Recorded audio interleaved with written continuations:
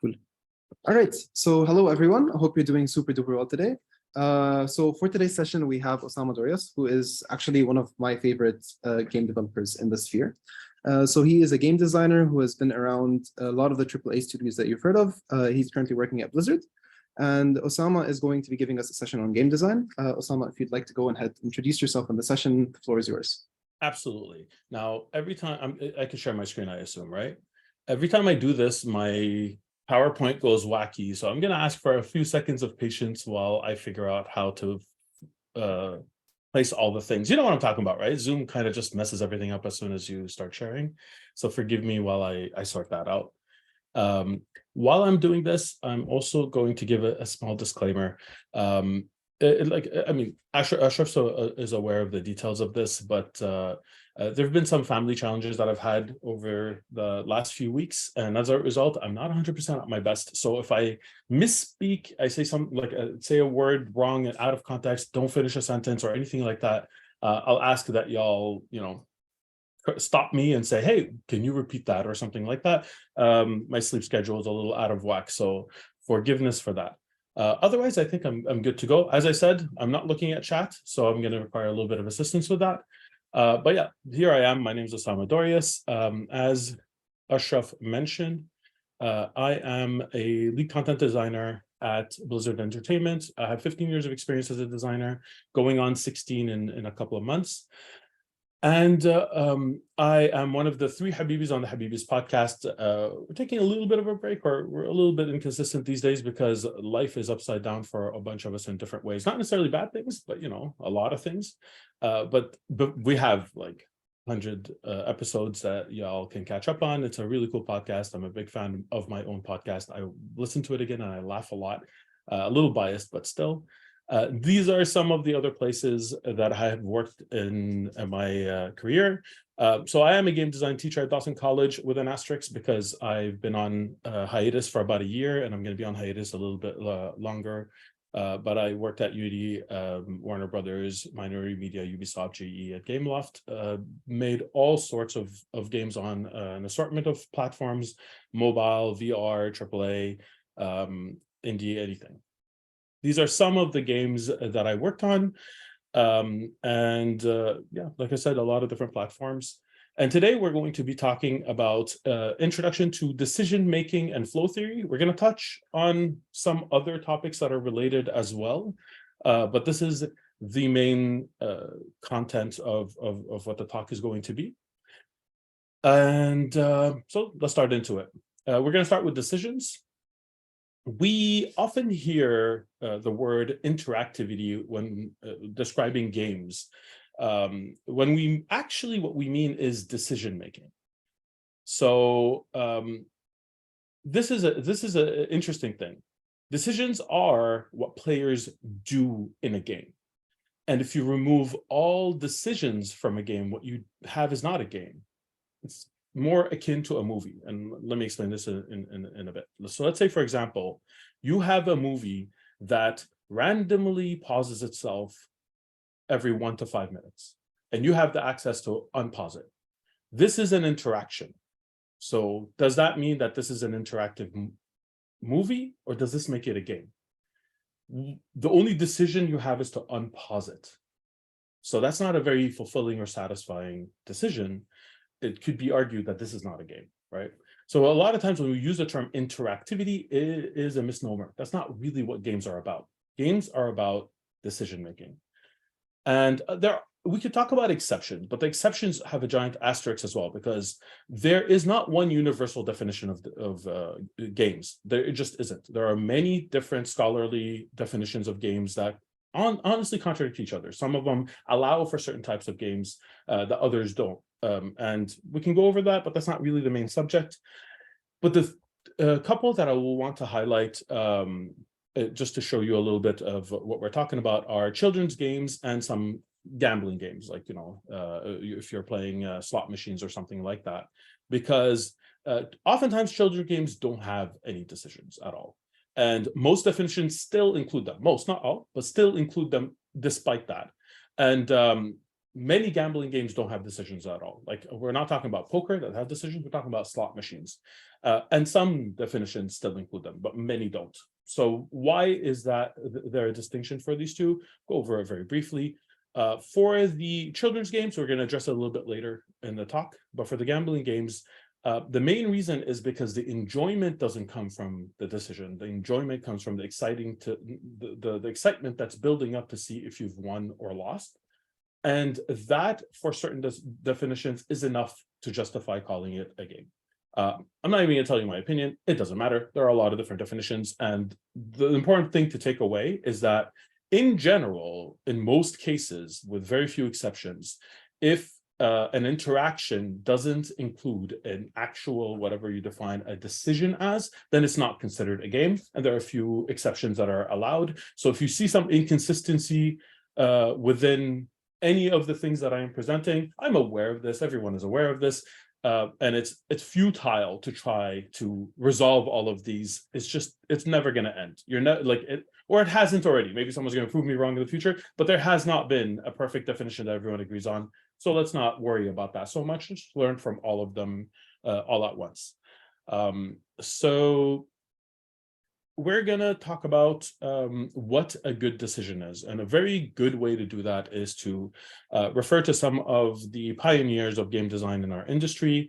And we'll start with Sid Meier. And Sid Meier, he's been often quoted as saying that a good game is a series of interesting decisions.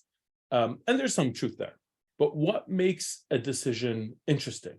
So Battleship, if you're familiar with the game Battleship, if not, Google it. I think you're all on computers right now and you could, figure it out really quickly. But Battleship is a game that has a lot of decisions. It's just decision after decision. You're taking a turn making a decision. It's not very interesting for most adults. It stops getting popular after a certain age. So what makes a decision in Settlers of Catan more interesting than, say, Monopoly or Battleship? And most importantly, how can you design your own games to have decisions that are actually compelling? If anyone wants to pose an opinion, you could do that now, or we can move on, whatever you prefer. I don't see chat, so someone will have to tell me if someone wants to take a guess of what makes a decision interesting. All right, we'll move on. We are going to start with the opposite way. What makes a weak decision? If we define that, we'll have a better understanding of what makes a strong decision in a game. So let's start with the meaningless decisions. Let's define them and talk about what they are. They are possibly the worst. Yes. We have two answers, actually. So one of them is, yeah, no, don't worry about it. It took a while to type, so it's all right. So the first one was by Nada. Nada said it's the outcome. And the second was by SG, which is the feeling of making an effect or an impact. Both of those are really good answers, actually. Thank you. Those are really good guesses. And next time I pose a question, I'll pause a little bit longer waiting for an answer because typing does take more time. But yes, actually, those are both related to what makes a very good decision. We're going to talk a little bit more about how to define that. So, because an outcome, you can still have a weak decision that has a big outcome. So I know what you mean, but we're going to dig into exactly how to define what it is that you mean. What are the words that we should use to express that, if that's okay? So thank you for that. We'll go back to meaningless decision. A meaningless decision is the one I described when it comes to the movie. You are just, deciding to continue. There's nothing actually happening. If you can play, let's say, for example, you have a choice between playing two cards, but both of them do the exact same thing, that is a meaningless decision. And meaningless decisions can be eliminated. Whenever and in a movie, it's meaningless to pause it automatically and allow you to unpause it. Just keep playing. If the player wants to pause it, they could do that themselves. It's a meaningless decision. It's not a good interaction. The second type of weak decision is an obvious decision. This is not meaningless. You have a real choice between two things, but one of them is always the right answer. do you want to deal 5 damage or do you want to deal 3 damage? If your system is always deal more damage, if that is how you get power, and there's no context where dealing less damage is preferable, because there could be, then that is an obvious decision. And obvious decisions can be automated. So instead of like revealing 2 cards and saying pick one, if it's always about damage, it's say reveal 2 cards and deal the damage of the highest card. You can automate that.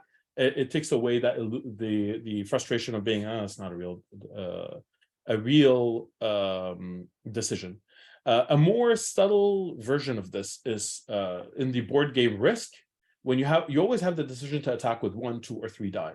But this has been, most people are not aware, this has been mathematically solved.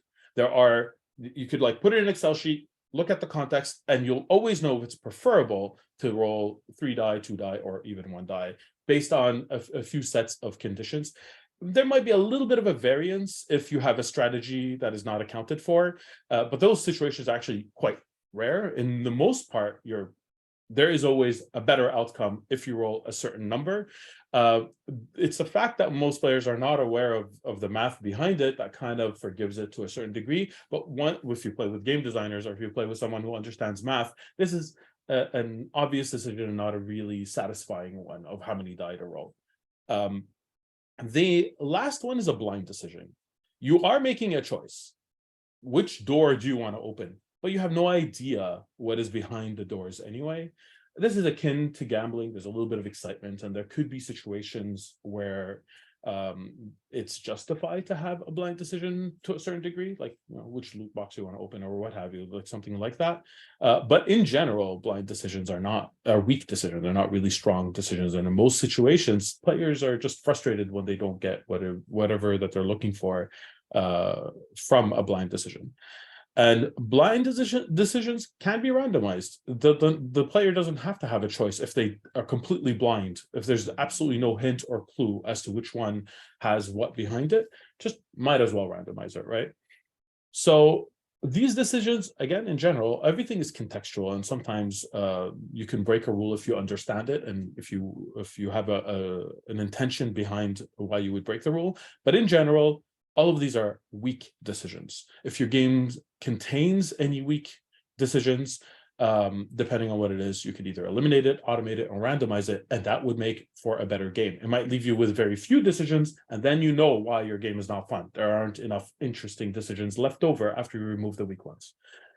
So let's move on to what is a strong decision. Actually, before I do that, I wanted to talk about tic-tac-toe as an example, because a game, I used Risk as an example. Tic-tac-toe is another really good example. It has interesting strategic decisions until you reach the age where you master it and realize the way to always win or draw. You'll never lose if you master the strategy of tic-tac-toe.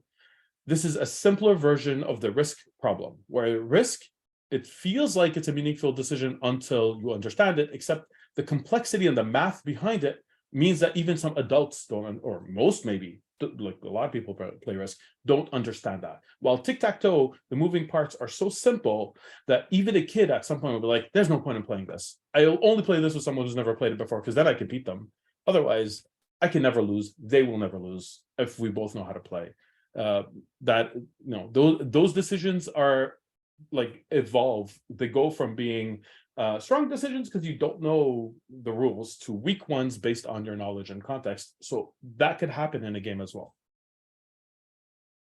Moving on to, yes. Yeah, before we move forward, we have a question about weak decisions, if that's okay. Of course. Yeah, let's do it. So the question was by Ahmad, and it was, so having weak decisions is always bad, or is it okay to have them, just not too much? So it is actually okay to have them. It's not about not too much or not too little. It's all about the intentions behind them. And some weak decisions can have another layer that we're not accounting for that makes them meaningful in a different way. And I'll give you an example. So there are meaningless decisions to the gameplay or to the gameplay experience that are involved in certain board games where you get to choose which color your pieces are. Green, yellow, red, but the game is symmetrical. They don't give you an advantage. However, some players have an emotional attachment to a certain color. And as a result, you're breaking this rule intentionally because the outcome that you're looking for isn't that they are making a strategic decision, but that they're making an emotional one. So that's why I always say it depends on the context. The important part is to understand what levers you're pulling and what effects that they're having, and then to make a decision accordingly. Same thing can happen with a blind decision. You could have a game where you have this moment of fear, this thing that's chasing you, and there are 3 doors in front of you, and you don't know what's behind them. And it's that not knowing, that blind decision, that adds to the feeling of like hopelessness, of futility, of fear, that when you open it, you're going to be facing either salvation or not. If that is your intended experience, like whether the intended experience is a good one or not, that's a side thing. But if that's your intended experience and you're breaking this rule in order to get that intended experience, then that's not wrong. You just have to understand what you're doing. Does that answer the question? Yes, absolutely. Yes, Thank you. excellent. I could give one quick other example. You can make an obvious decision that's obvious now and later won't be obvious to teach the player a thing. Like, for example, the same example I used before, where one card will do more damage and one card will do less. And the first 2 or 3 times, the player's like, I don't get it. I always want to do more damage. And then you face an enemy where it's the opposite. The more damage you do in one blow, the stronger they get. But if you do a few smaller hits at a time, then their toughness, their defense doesn't increase, and they become defeatable. And you're intentionally like teaching a player a thing to subvert it later so that you can teach them the strategy that it relates to, then that could be allowed as well. And I could give, like, there are countless examples. Again, this might not result in a good game or a good decision necessarily, but like the rules are meant to be broken as long as you understand what you're doing, or you get lucky sometimes and you just break them and it works anyway.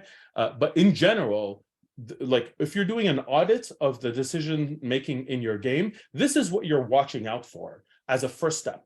Do I have any of these? Okay, so what's the end result? Do they still give me something valuable? Do the players still enjoy it one way or the other? Then maybe the answer is to keep it. But the first line of defense is, let's eliminate the bad decisions that serve no purpose, that give us nothing good, that are just wasting the player's time and frustrating them. And then the end result is we look at all the strong decisions that we have left in the game and see if that's enough, and if they are, same thing. So I'll move on. Good question. Thank you.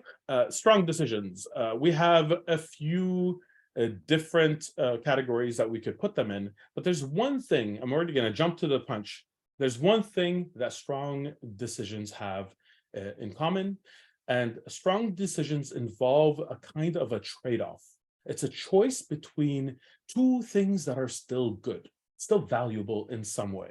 That is if you walk away from this talk with just that actually summarizes most of what it is. You're giving up one thing to get another thing, and those things both have a value. An example of this could be resource trades. You give up one resource for another, but both are situationally valuable. This is gold, and this is an army unit. Gold can be used to buy an army unit, but it takes time. So this army unit might cost less gold than this, but in this situation, I need an army unit right away. So what are your choices? Do you want to get gold that could get you 2 army units, or 1 army unit right now? That is a trade-off that has value depending on the context of the situation. These are both resources that you are comparing. Risk versus reward. Like there could be a safe choice with a chance of a bigger payoff, or a higher risk or failure. So between those 2 things, do you want the safe choice or the riskier choice that could pay off in a big way?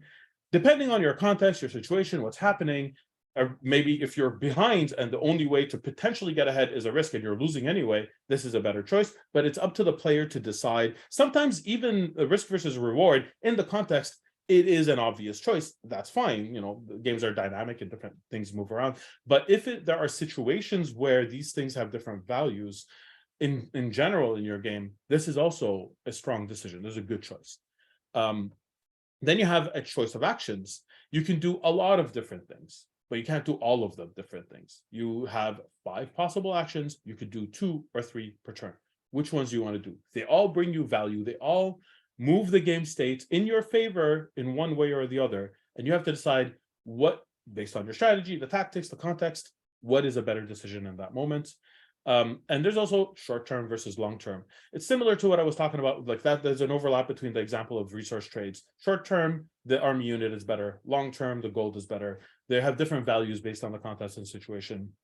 They sometimes, they overlap. They answer the same questions. So it's not that complicated. Like really, what it is, a strong decision is one that engages the player to compare the value of their options and make a decision based on it, depending on the context and the strategy or whatever it is that they're trying to accomplish.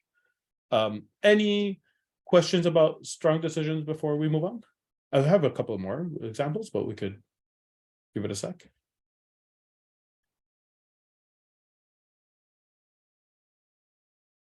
All right, so there are a few more examples that I'll give. Social information, so bluffing, deal making, betraying, playing honestly. So dishonesty may let you come out better. Like you made an agreement with somebody and then you choose, the game allows you to choose to break that agreement when it's more convenient for you and you get a bigger result out of it. But maybe now a lot of players are going to be a lot more hesitant to make future deals with you. And that is the dynamic at play here. And as a result, that is the trade-off that you're deciding. You're deciding if you're going to do the thing that has more value to you now at the cost of your trustworthiness. Bluffing is similar. If you bluff too much, there's a consequence to it. If you never bluff, people understand that you always play your cards. These kind of allowances, the abilities to have all these decision-making in your game also give a direct benefit due to trade-offs. Dilemmas. Instead, this is kind of like the reverse. Instead of choosing between two good things, you're choosing between two bad things that are going to happen. You have to give up one of them. Those are also interesting decisions.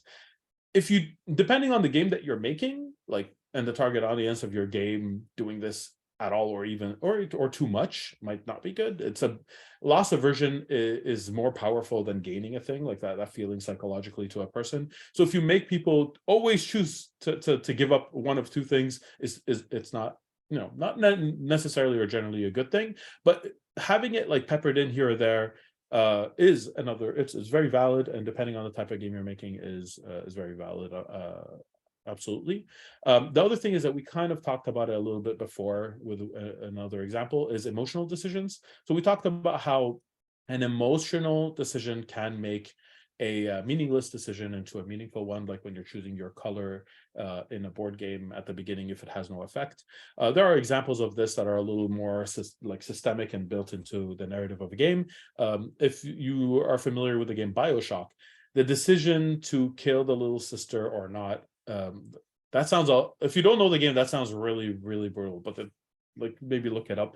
It's not as bad as it sounds, but the decision to do one of those two things, even though each are linked to other resources and things like that, most of the players are negotiating it on an emotional level, and that has value, that has a narrative value, that has an emotional value. So emotional decisions are valid. You just have to be careful to, I'm not going to say not only have them, because maybe you can build a game that only has emotional decisions and nothing else. That's a possibility. But just most games that we think of, it's not enough to only have this. It's there are other things that have to be in play. But huge, giant asterisks, everything is subjective and contextual. It's possible. So let's see, what else? I thought I saw a hand go up and go back down. Did the person still have a question?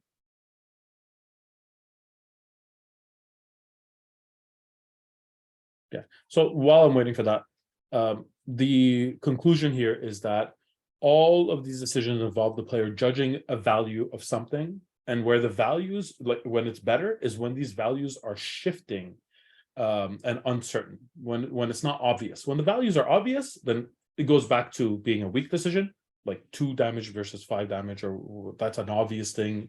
The context can make it not obvious, but in most cases it is. The more you're comparing apples and oranges, the more you make that muddied, or then the more interesting those decisions are. I see a hand up. I'm not sure if you're able to unmute yourself, but if you are, you could just speak. Hello. Hi. I just wanted to ask, what about decisions about dishonesty and betrayal, like social information, but don't really have an impact? Can you give an example of what that could look like? I think when I was playing The Witcher at some point, Yeah. when you help people, you get to choose whether you want to take money from them or not. And for me, I never did. I felt like it's honorable. But at the same time, it doesn't have an impact on the game. Yeah. So that's a lot of systems coming into play together, or maybe even a lack of a system. So it's a hard thing to answer directly, because if you take an example of the Telltale games, they always tell you this when you make a decision in the narrative tree. They always tell you this character will remember this. And sometimes, and even unless you play the game multiple times and study it and draw out the map or look online to see someone who did that, you believe them. And like, that's why the first Telltale games are so powerful to so many people, because you really felt and believed that your decision had an impact, that they remembered it. They called it back sometimes and not other times, but it was enough. It was blurry enough that the feelings that the designers wanted to convey were very real, and that was very impactful. It's only later, like when time passed, that a lot of players were like, it didn't really matter. It always converges at the end. And people who make games, they understand they have to converge, because if you're making a branching game that's narrative and very bespoke like Telltale, you would need a virtual army to be able to create the kind of content that everyone will remember everything and has a big impact. We're not there yet. With some procedural generation, some of that is there, but then you lose the authorship of it. So to go back to the example of The Witcher, it really, like, it depends. And the answer is it depends a lot. If they fail to make you feel the impact, then yes, that is not, like, I'm sure that was not their intention. And in that specific mission, because in other missions you do feel the impact and you do have a choice. Like it is a moral, like The Witcher deals with dilemmas a lot. Like you have to choose between two awful things a lot. And a lot of times you see that consequence and you feel it and it has an impact. Like side with them or side with them. Either way, you're getting into a fight. And then when you come back to this hamlet, one of them are dead, whichever one you killed, and that's for the rest of the game, and that's impactful. But sometimes the decision is the same, like they die either way. Yeah, that because the enemy dies either. Exactly. But the thing is, like, that is subjective, and that is impossible to solve completely without an army of people creating content, is what I mean to say. So, like, game designers have to pick their battles, and they do their best. It's never going to be perfect unless you're making an incredibly small scoped game with very few branches. Eventually, you'll have to collapse those choices just to be able to finish the game. That's a scoping, production concern. And so it's going to be uneven. You're going to feel it sometimes. You're not going to feel it sometimes. It's okay. Like, I mean, it's okay. I'm not forgiving The Witcher. I'm just saying it, like, this is expected from game developments, that we're not going to be able to be consistent. We do our best with the resources, with the people, with the timelines that we have. But if you can, in the same game, if you found other cases where you did feel an impact, then you can kind of surmise the intentions. It would have been different if you had a game where literally every mission gives you a choice that has no impact. Then you could say, oh, they missed the mark, right? That is not delivering on the promise, and those are weak decisions. Does that make sense? Yeah, it makes a lot of sense. Excellent. Thank you. Thank you. Where was I? You have one more question. Yes, somebody's please. asking if you can give an example of a dilemma and emotional decisions. Yeah, of course. So we'll start with the dilemma. A classic dilemma is there is a storm coming. You are stranded and on a motorcycle. You could take one person with you. There are three people who were on the journey the entire time that you have a strong relationship with, but you can only take one person with you. Who are you going to take? And there could be an additional choice of you designate two people to go on the motorcycle because there's only room for two people, and you will stay instead and you will die. That is a dilemma. A dilemma is it's a bad choice. Whatever you pick, you are, it's not optimal. It's going to hurt you in one way or the other. There are many different dilemmas like this. Like another one could be, for example, your inventory is really, really small, and you picked up you have 2 legendary items in it already, and you found a third that is of equal value. If you take it, you have to drop another one. That's still a dilemma. It's not as much as an emotional one as the first one, but then you'll have to compare the value between these things and leave one behind. You cannot take all of them with you. These are dilemmas, and there are so many different manifestations. If that's not clear, it's fine. I could try to elaborate more. But for an emotional decision, the example I had given before applies, but it could be so many different ones. Like, for example, you're building a house in a game, and you get to choose the color of the walls. Is an emotional decision. It has no impact. I mean, it could have an impact depending on the game, but in the example I'm giving, it has no impact. Nobody's ever going to mention the color. No, you're not going to get extra points for it. You're not going to unlock a progression because your walls are red. There is no impact other than your eyes will perceive that color, and you will get the feelings associated with your eyes perceiving that color. That is an emotional decision. Some people care about those more than others, and sometimes it's relative and contextual. Like, I will, if a game allows me to wear a baseball cap, even if it has no stats, I will wear a baseball cap because that is part of the expression, and there's an emotional decision related to that. Yeah, so those are examples. If they're not clear, let me know and I could give more. I saw a hand go up and down, so if there's another question, we can keep going. Yes. Just quick question. Sorry. Why are skins, like you said, the baseball hat, or like skins and character, they have a lot of impact. Like, most of them have no value whatsoever, but people buy them and buy them and buy them. So that is a very good question, and I am addressing that in a future slide. So if it's okay with you, I'll call. Very good question, actually. You're seeing into the future. I'll call back to it when we get there, if that's okay. It'll save a little bit of time. Excellent. All right, so let's move on. We're going to move to split-second decisions. So a lot of the examples I'm giving are board games, and that's intentional because I'm removing a lot of the timing from the decisions away from it. But they do have an impact, and this is what we're going to address right now. But yeah, board games and card games are a very good way to study game design because it removes a lot of the other things, and it removes a lot of the fog. Like, basically, it exposes all the mechanics. You cannot play a card game or a board game unless you understand how it works, unless you see how the relationship works. Otherwise, you're not actually able to. While a game does a lot of things in the background that you're not, a video game does a lot of things in the background that you're not aware of. That's why it's so useful to even if you're trying to make video games and that's what you want to make, it's useful to actually study and explore board games and card games. You'll get down to the core of what game design is, and the game design across the two are the same. Now, this is where mostly they differ. Some board games and card games have split-second decisions, and some video games don't. But this is generally how they differ one from the other.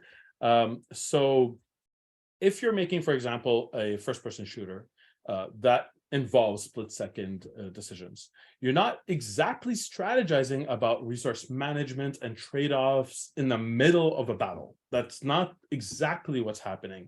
But there are bullets and explosions flying around. Sorry to use a violent example. It's the first one that came to mind. But anyway, the short answer here is that you are making interesting decisions in these games. In fact, you're making them at a much faster rate than normal. Often several meaningful decisions per second. And to compensate for the intense time pressure, these decisions tend to be much simpler. Should I fire? Should I dodge? Should I aim? Should I move? Should I duck? Should I jump? These are, even if they're extremely simple, a bullet is coming at me. Of course, I want to aim or duck or jump, depending on the context. But now I'm negotiating the space and understanding the speed. And based on this, really quickly, I'm making this, if it was like it stopped in time, it would be a meaningless decision, like, or more of an obvious decision. Obviously, I need to get out of the way. These are the tools available to me. But the time pressure makes these into interesting decisions. So time limits can turn obvious decisions into meaningful ones.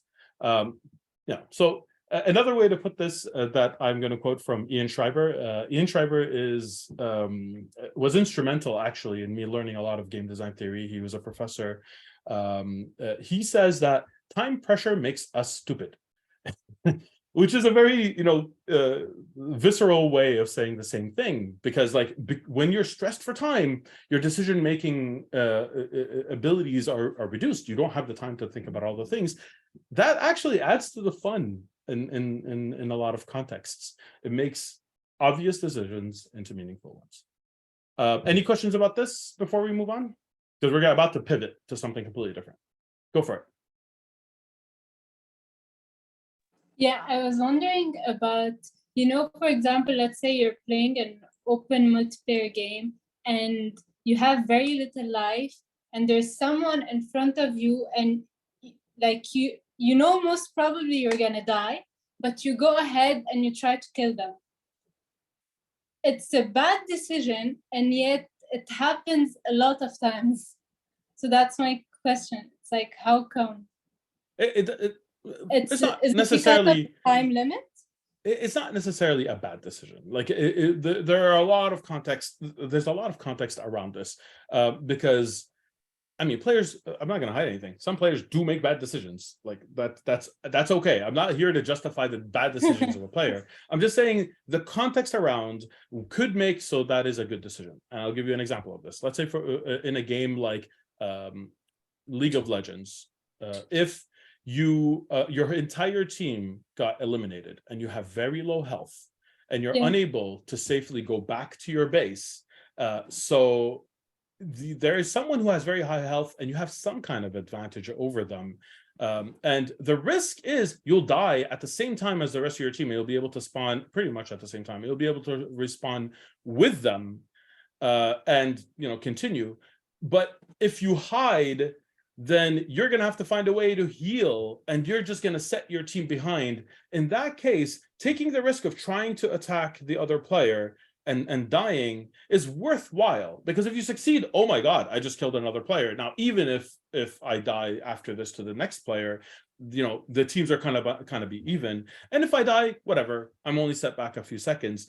It's all these dynamics that are in play. And there's so, like, for the games that have depth, there are so many dynamics in play that if you isolate this decision on its own with only the variables that you gave me, maybe it's a bad decision. But maybe there are other things going on that make this into potentially a good decision. Like, get yourself killed at the chance of beating someone who clearly has an advantage over you, because dying is not there's not that many repercussions for dying, and not dying isn't that great either in this context. So again, a lot of players will just do the bad thing because human psychology. They feel they're indestructible to a certain degree, or that there's a small chance that they could win, and like they extrapolate on that small chance. There's a lot of things going on in people's minds that are uneven. But like just that scenario on itself, I could still come up with context that makes it justifiable. There's too many things at play. Does that make sense? Yeah, a lot. Thank you. Awesome. My pleasure. There's another hand. Hello. Hello. Hi. First of all, thank you a lot for being here, helping all of us. My pleasure. Allow me to ask, I have two questions. Yes. So in a lot of like RPG MMOs, or to be more precise, in the MMORPG games, there is a series of really quote unquote boring quests or repetitive quests at the beginning, which I consider it as always like a big negative in most of these games. So I think it at least with my educated mind, it sounds like lazy design for quests and stuff. So I want to hear your opinion about that, and I also want to ask about something that about MMORPG games that I found was really interesting, was how some games allow you to have, like, in their affinity system, how you can have more affinity with characters than others, and you can scam some other, but it does not actually lock you out of content, but it allows it like you have alternative characters to also improve your affinity with, and then that can fix your affinity system. So okay, so let's tackle the first question first, and I'll ask you to repeat the second question because I'm a little vague on it, and I'm going to follow the first thread if it's okay. We'll split it into two questions, not a problem. So for the first question, the question is, why are there so many games that have quests that you perceive as not having a lot of value there?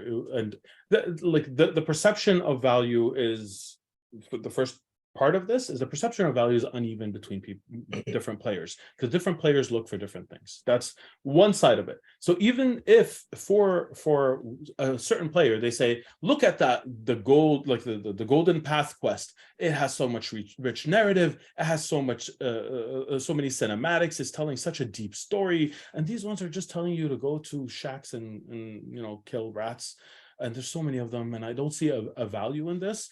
That perception is unequal across players. Already, that's the first thing that you have to acknowledge is you will look at this content in a different way than other players, and in the same way as some other players, because people, and I'm gonna go into a whole section of this right after, players have fun doing different things.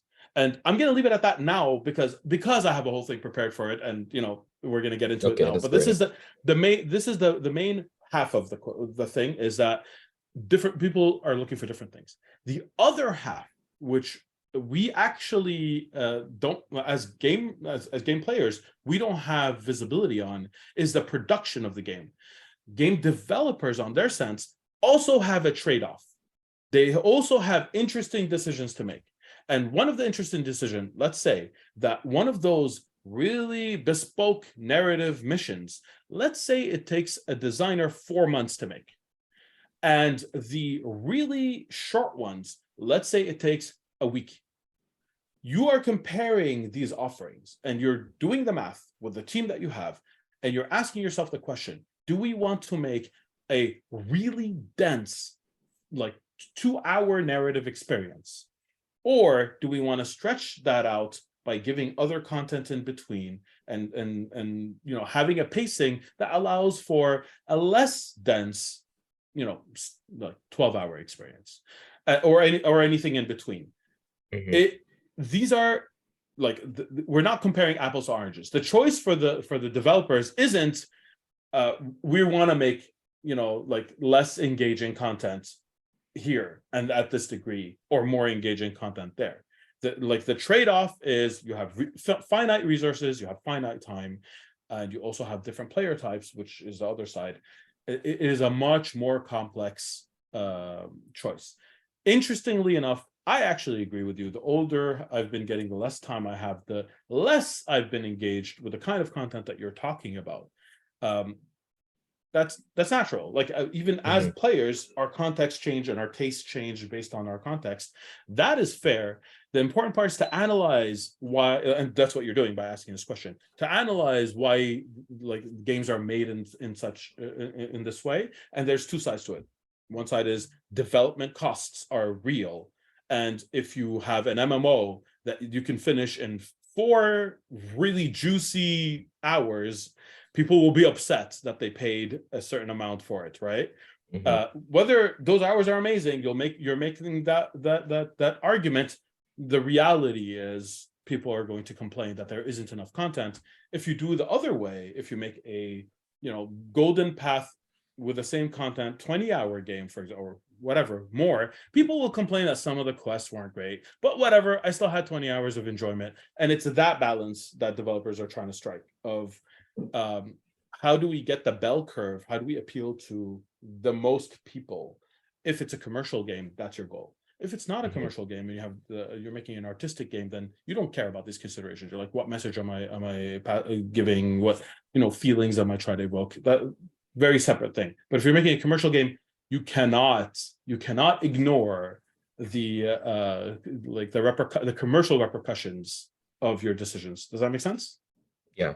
Excellent. Now I'll go back to the other one. Can you define affinity? What do you mean by that? Is that a specific system from a specific game? Because I might not have played that game. The affinity system is typically like the social system in most MMO games. Oh, okay. Social capital. Okay. Yeah, exactly.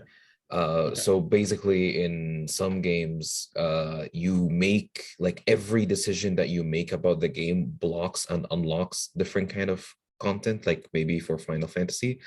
where race, like picking the race of your character, or picking where to have your affinity higher than there, it blocks and unlocks different kind of character interactions that you have. What would you describe this as? Like, would you just have this as a weak decision or as a strong decision? Because it's not really a decision that you make aware, like you're aware of doing that decision. What kind of thing, or what do you think about it as well? It's okay. So it's a very good question as well. I'm sorry, the answer to most questions are it depends, because a general question is very different than a specific question in a specific context. If there's a concept in writing in general called Deus ex machina, and like that, the God in the machine. It's the concept for, really quickly, is when the story, in this case, a mission or a specific story arc of a character, is resolved by something that absolutely came out of nowhere, that you didn't see coming, that wasn't built up throughout the story, then that is not a good resolution. People will feel cheated. Like, the hero is fighting the villain has him up against the wall, and then an alien invasion started and he got zapped from the sky. Where did that come from? Like, there was no aliens before this point. Like, I'm giving a ridiculous example, but it doesn't have to be that ridiculous. If it's just like resolved out of nowhere, that doesn't feel good. So if you have these semi-blind decisions, but when they happen, you can call back to what choice you made in the past and say, this was the consequence of a thing I did before.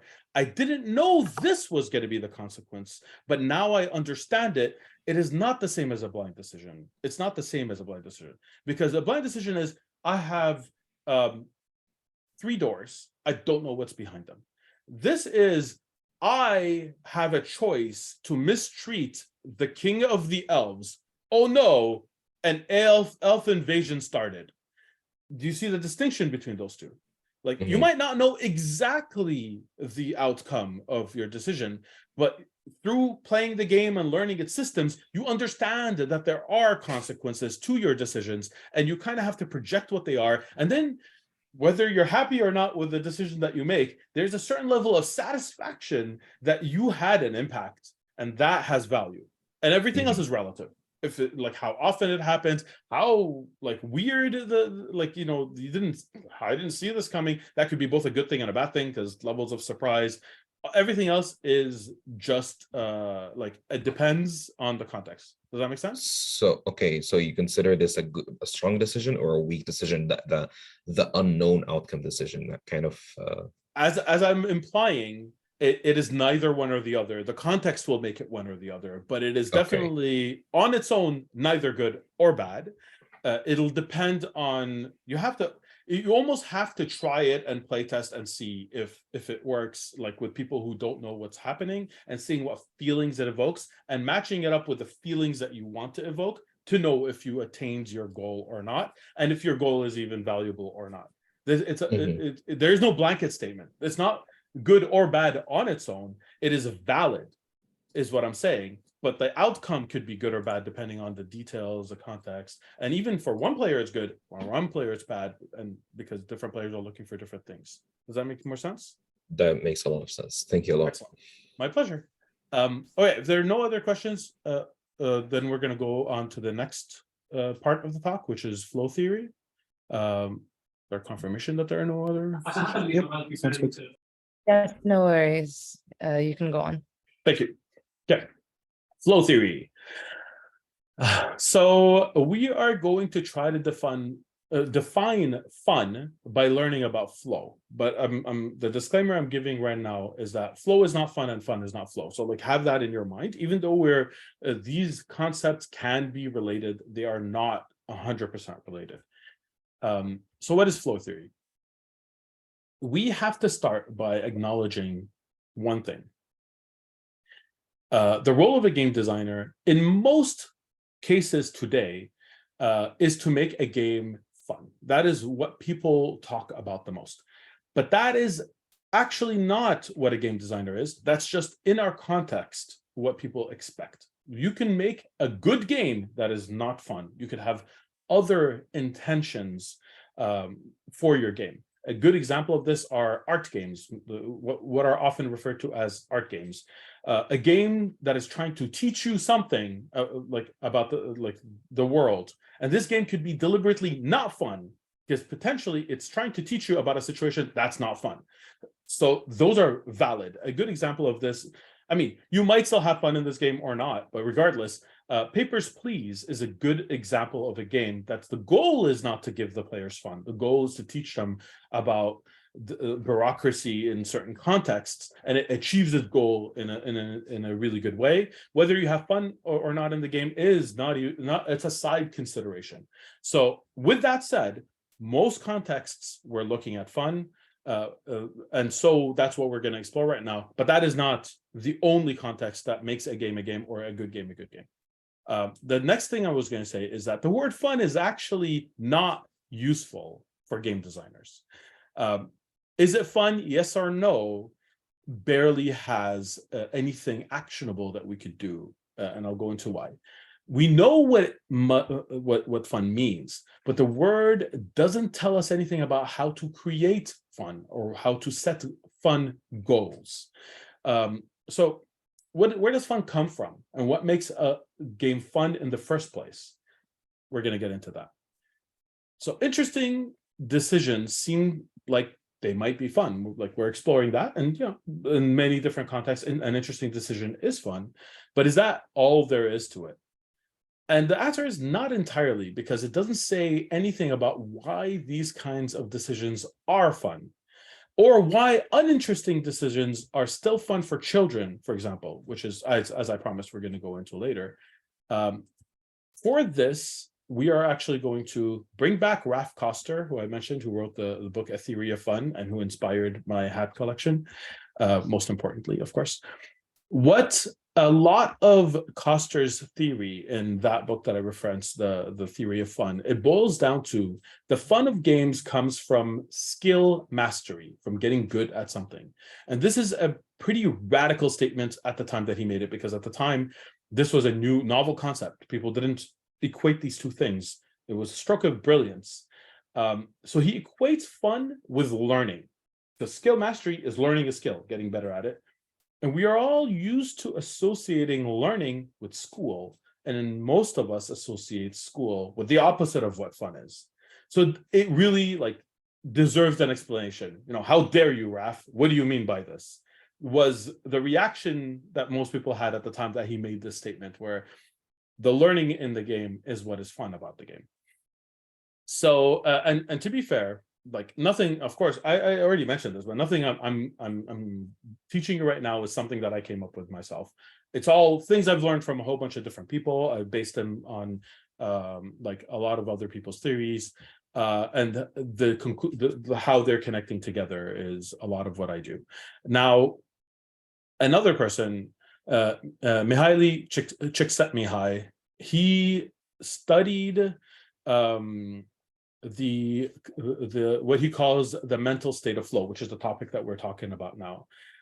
What he basically in this, another way to phrase the flow is when people say they're in the zone. If you are familiar with that concept, and if you're not familiar with either, we're going to go into it. That's not a problem.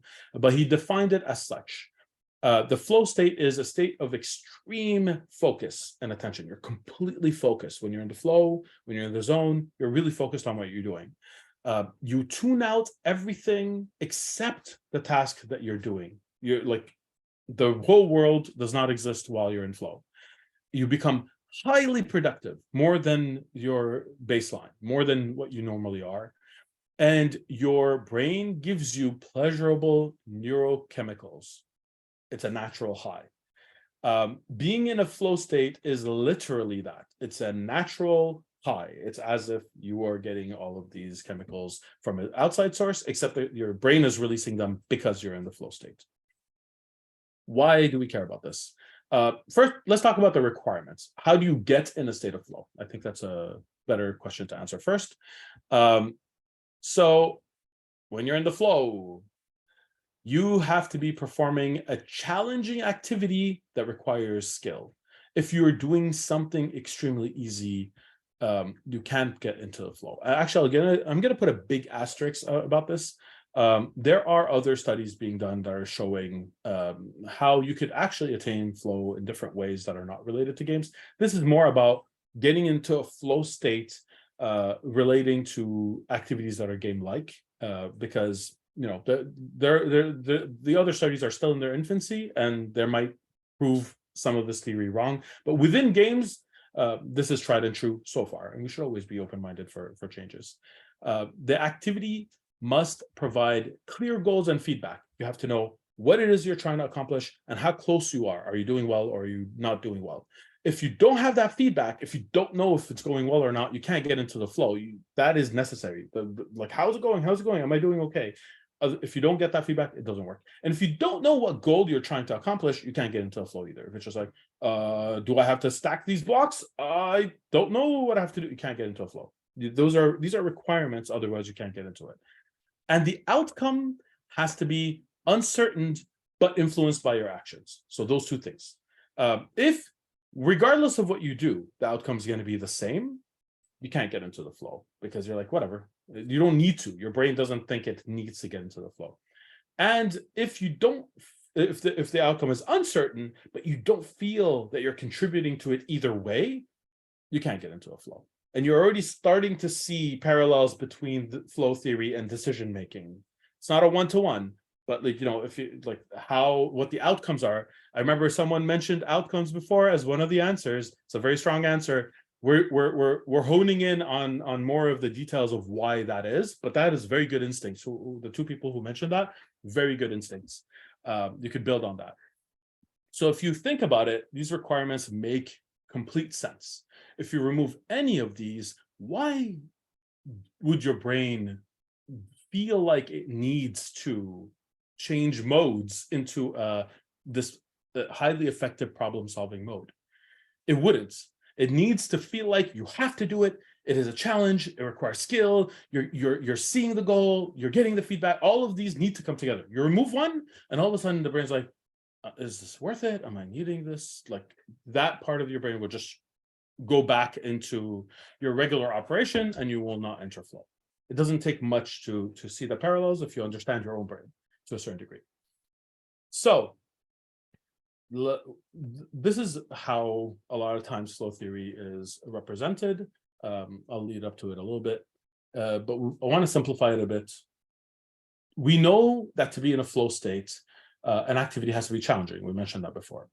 If it's too easy, then the brain has no reason to dedicate more mental cycles to a thing, because it's too easy. A positive outcome is going to come up anyway. There's no need to. If it's too difficult, the brain still has no reason to try, because it just assumes that you're going to fail. So these mental cycles are going to be reserved for something that there's a chance of success, right? So the goal is to hit a sweet spot between these two things. All this is to say that if you have a high skill level and are given an easy task, you're bored. You're giving something that's too easy for you. You're gonna be bored of it. Like if you keep having to repeat this, you're not getting into a flow state, because there's no challenge there. And if you have a low skill level and a too difficult of a task, you get frustrated. You get anxiety relating to that. But if the challenge level of an activity is comparable to your skill level consistently, then you can enter, with all the other conditions are met, a flow state. And this is good for most kind of games. Most, because some games have different pacing or different contexts, and like I said, there are different goals. But games that are able to put you into a flow state because of all the dynamics of the game, if you're able to put a player into a flow state in those games, that is good. They will have fun. And for as long as you could keep them in that flow state, they will continue to have fun. So again, flow and fun are not synonymous. You could have fun without having a flow state. You could even have a flow state without having fun. And an example of this is an office worker can get into a flow of doing paperwork because they have a deadline and they have to meet it, and they want to go home at the end of the day, and they're seeing the pile of paper go down as they're going forward, and they're operating at like super speed, and everything else is blocked out. All these other conditions are met. ask them if they're having fun. Probably not. They're not doing it for that goal. So flow can exist outside of fun, and fun can exist outside of flow. And we'll go deeper into that later when we're talking about all the different kind of fun that players can have. But these things are related, but they're not the same, and that's very important to know. Don't look at your games and say, oh no, my game can't get a player into a state of flow. I guess it's never going to be fun. That's just not reality. Not every game is even wants to put a player in a state of fun, but sorry, in a state of flow. But it's important to acknowledge that if your game can, that you have to try to, because that is a favorable state to put a player in. Now, going back to what Chick Set Me High said about the flow theory, since it's his theory, he gave effects, 5 effects of being in a flow state. So the first is the merging of actions and awareness. Everything becomes spontaneous, it's automatic, action and reaction really quickly. Basically, a good way of describing this is you are on autopilot. Everything is just like, your brain is just calculating everything for you. You're not in an active thought process. It's in a passive thought process. Everything's automatic, autopilot. You're doing things without thinking about them, or without what we normally think about them. A good book to read about this is a book called Thinking Fast and Slow, about the 2 different levels of thought process that your brain is capable of. Well, getting into a flow state is actually putting the player into their fast thinking and not their slow thinking. That book is really good, but it's summarized as such. So in fact, this is the magic pill. This is the magic part of this, is your brain is moving faster than you're able to think. That is that's a very accurate way of describing it. Your brain is thinking faster than your other form of thinking is even capable of thinking. You are not normally capable of having actions and reactions this quickly, deliberately. You have to go into autopilot mode to be able to achieve this level of speed. And a good way to understand this, if you played a game like Tetris, at some point, if the challenge, like initially it's too easy and then it gets super, super hard, but there's this sweet spot that Tetris is really good at putting you in, where you are making all these good decisions and things are moving so quickly. And if for a second you stop and you say, oh my God, how am I doing this? It's like you're pulling yourself out of the fast thinking into a slow thinking, and you'll make a mistake right away.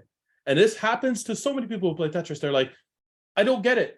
I was doing so well until I told myself I was doing so well, and then I did badly. And they don't understand the science behind it. The science is literally that thought, that active thought, took you away from your passive autopilot mode, and you are just not fast enough with your active thought process to be able to achieve the same results as your passive thought process. Does that make sense?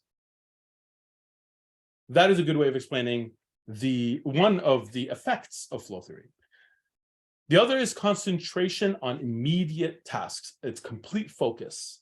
Humans' minds wander. They're complex things, and they're always juggling a lot of things at the same time. When you are in a flow state, that happens to a minimum and sometimes to nothing at all. Like no other thoughts are able to get in unless there's something really dramatic that happens. A loud noise snaps you out of it. Someone taps you on your shoulder. There has to be something dramatic that happens to pull you away. When under normal situations, if you're not in a flow state, it takes much less for your brain to wander from one thought to the next. So this level of concentration is not attainable by just wanting it, but in the flow state, it is automatic again.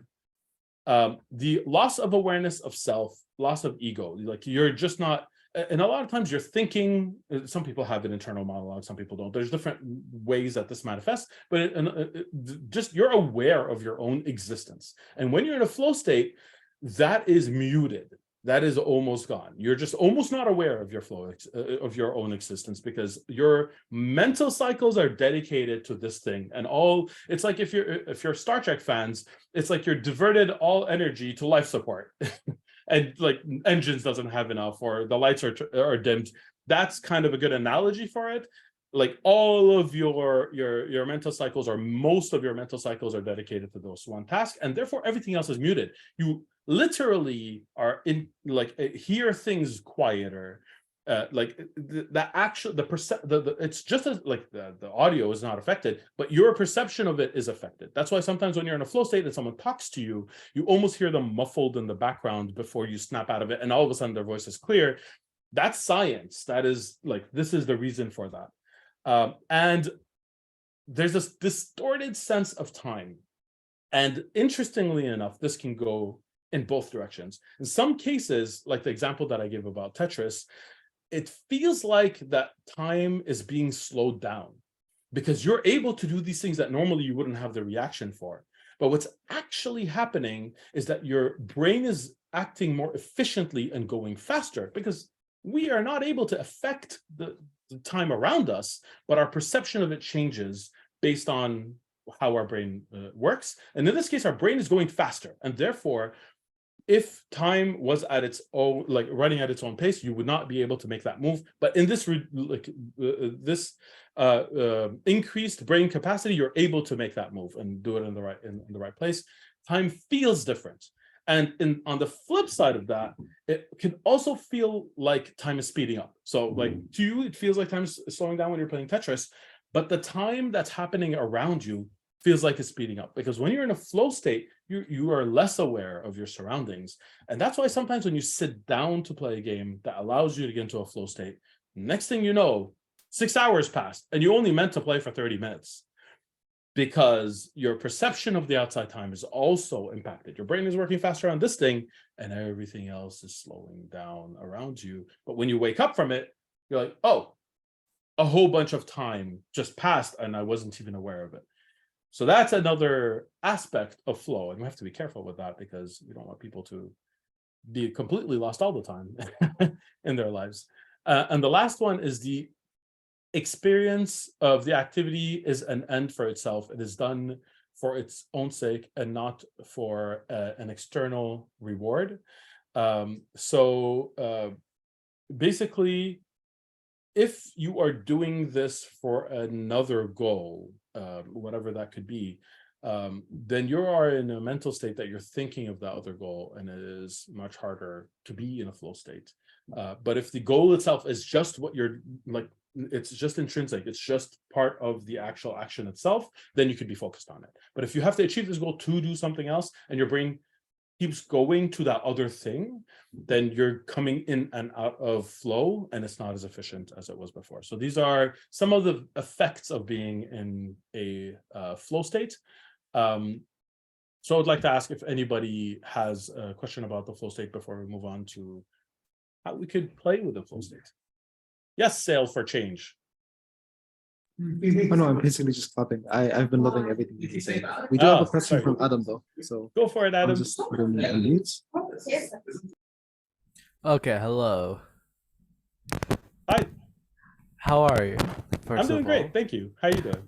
I'm doing great as well. Thank you for this, by the way. My pleasure. Just one question for the term.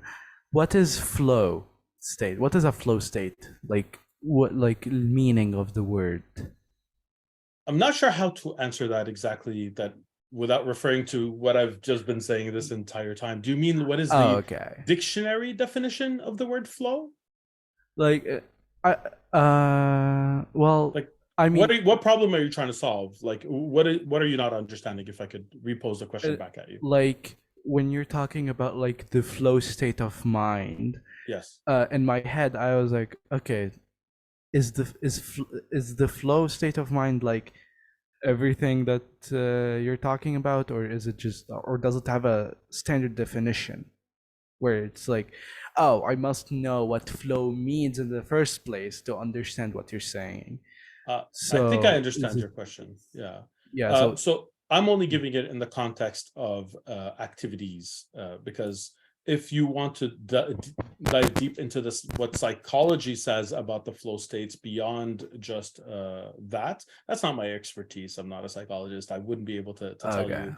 And as I mentioned before, there are multiple researches that are in their infancy that are studying the other kinds of flows, the ones that are not related to video games. Csikszentmihalyi's research is through the lens of video games primarily, but there are other times that human beings can get into a flow state. And the example I gave is office workers of what that is.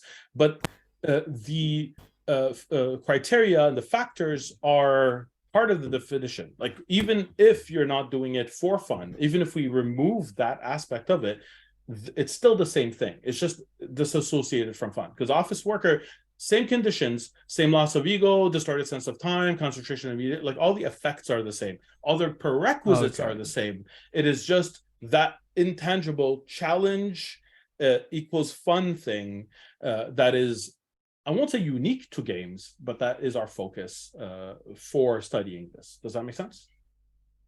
Yeah, that makes so much more sense. Thank you. Excellent. So is the flow state of mind, somebody is telling me, is it like being super concentrated on a task that like time feels quicker than it actually is, but in reality it's been like 6 hours, for example? Is this like the dirty basic explanation? Yeah, it's kind of like a hyper-focused state of being is a good way of explaining it, where you are able to achieve things that normally you're not able to achieve. Yeah, but the hyper-focused state of being is kind of what it is. Does that make sense? The rest are just all more details. Yeah, all right. Thank you. My pleasure. I see Amina and then Zayan again. Or Amina, maybe. I don't know. Sorry. Didn't mean to butcher. Hello. Hello. Hope you're doing fine. I am, thank you.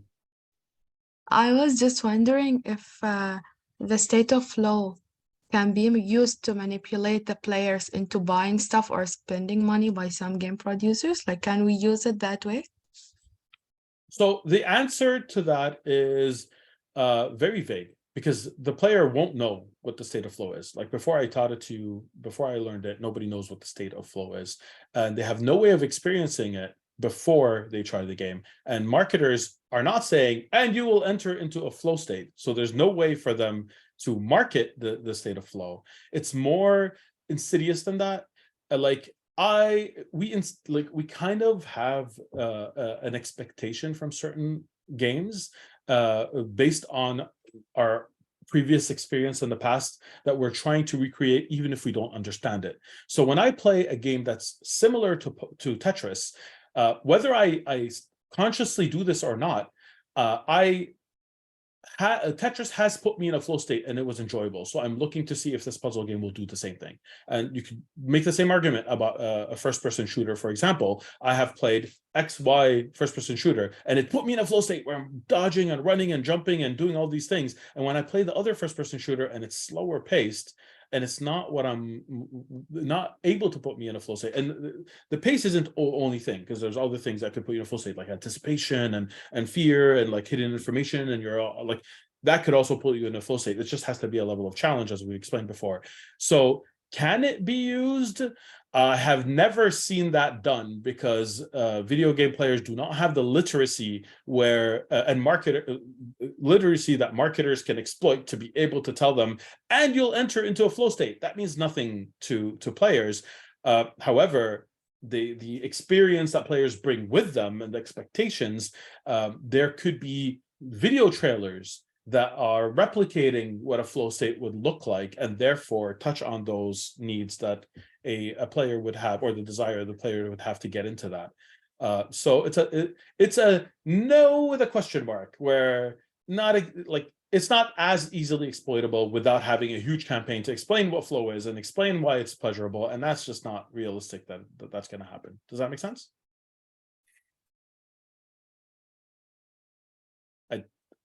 Did I answer your question? Yeah, that makes sense. But I meant like during the state of flow itself, Yes. like, for example, giving you an option to purchase something, would that make an effect on you? Like, you will be more likely to buy it, for example, rather than if you were not in a state of flow? Can I give an example, Osama? If that helps? Yeah, go for it. So let's say you're playing like a racing game and you entered your flow state, and you suddenly crashed, and they're like, buy one life for 0.99 to 2 coin, for example. Yeah. You know, that's actually a very good example. Thank you for that.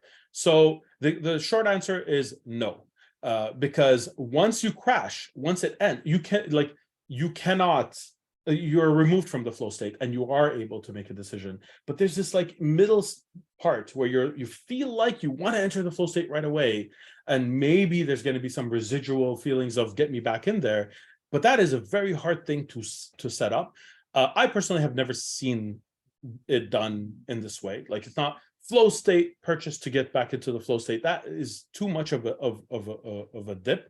It doesn't mean it's impossible, and maybe I just haven't seen the examples of that, but I've never even seen an argument to do that. I've never heard like a talk about people saying exploit the flow state in order to do this, because just by you being in a flow state, you're not making decisions to purchase things. I've never seen a game where every time you shoot this enemy in the flow state, you're spending $1. That's like, I've never seen those dynamics. Is it possible? Yes. Has it happened? I've never seen it before. So by the example that Ashraf gave, which is an excellent example, that's how the closest I've seen to that is your flow state has ended, and you can potentially purchase money to go back into it. But the fact that the flow state ended means that you're back to thinking slow, and that you're able to make conscious decision. Maybe there's an argument that there's some residual, like, I want to get back into it quickly, and like diminished sense of self that you don't even understand what you're doing. I would be surprised if that's the case, but it's possible. I'm sorry if that's a vague answer, but I can assure you, to the best of my knowledge, and I'm not, I'm I don't know everything. I'm not omniscient. I've never heard that argument. I've never seen that leveraged. Does that make sense? Yeah, it makes. But you said, now I'm just wondering, because you said that for a state to be a flow state, you have to have only internal goals, and maybe purchasing something would be linked to money, and money is external, so it would cause you to snap out of it as well. That's also Bingo. possible. It's a possibility. Absolutely. That's a very good thought process. Thank you. Zayan, and then Hisham.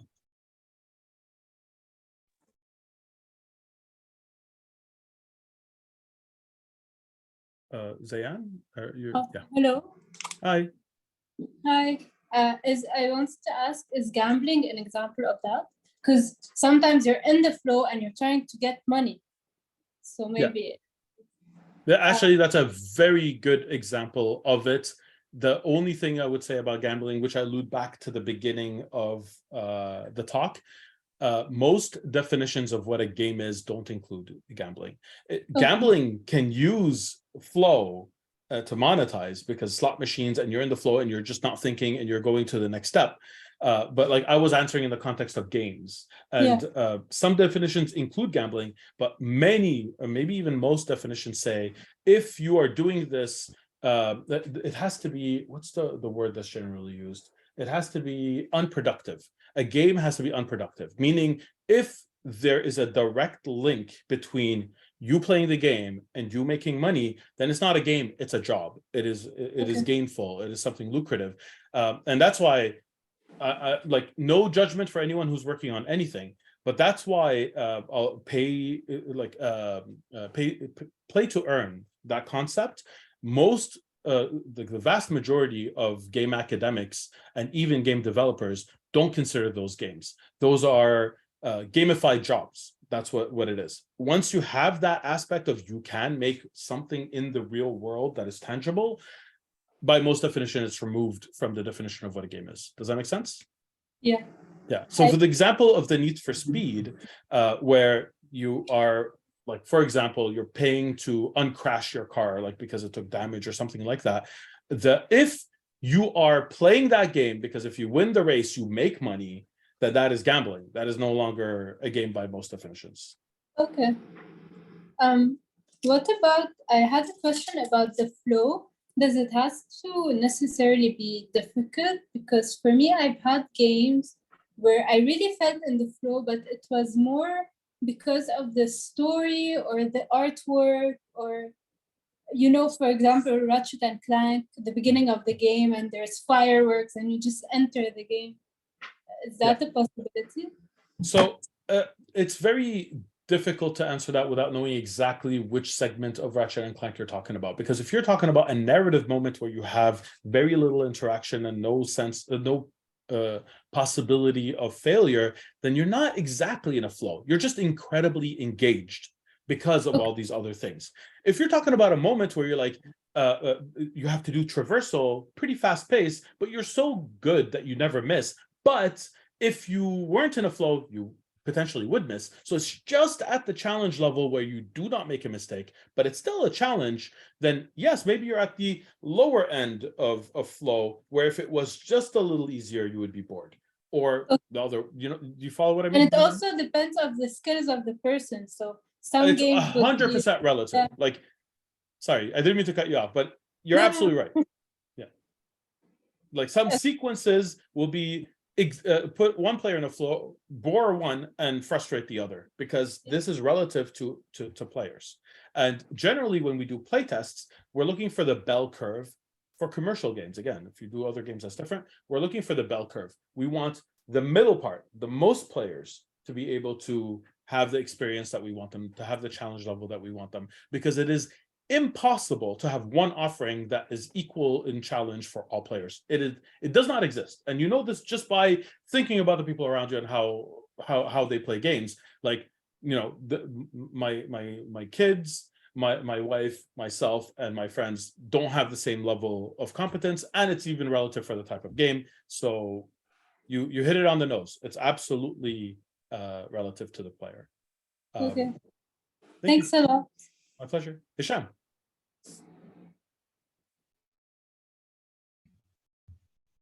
Hey, so yeah. Are you speaking? I can't hear you. I think you muted again. Yeah, sorry about that. Can you hear me You're now? back. Yeah, I do. Yep. A question about decision making, if you don't mind again. I do not mind. Yeah. To what extent is it, or what role do honor systems like the ones in Red Dead Redemption play?